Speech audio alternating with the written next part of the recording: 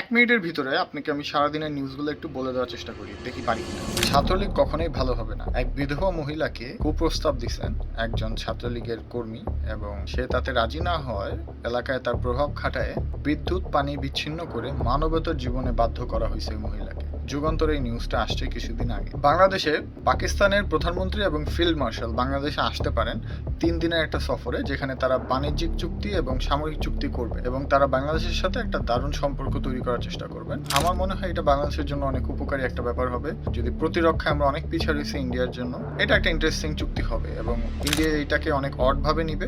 এখানে আমাদের ইন্ডিয়া থেকেও যদি আমরা কিছু জিনিস আদায় করে নিতে পারি ডিপ্লোমেসির মাধ্যমে, সেটাও অনেক অ্যাপ্রিসিয়েটেবল হবে। আর ওইখান থেকে চায়নার হেল্পও নেওয়া যেতে পারে। মানে ওভারঅল একটা জিনিস বললাম আর কি, যে অনেক কিছুই আমরা এখানে করতে পারি ডিপ্লোমেসির থ্রুতে।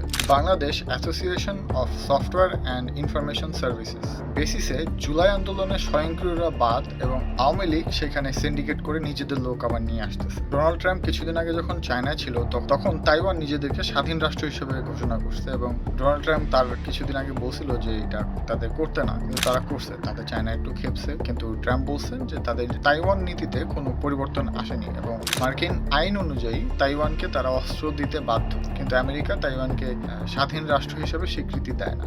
আখের তৈরি লাল চিনিতে রাসায়নিক রং মিশায় বাজারে ছাড়তেছে এবং এতে বিভিন্ন রকম ক্ষতি হইতে পারে। আমাদের সামনে ঈদ আসতেছে, একটু সতর্ক থাকবেন।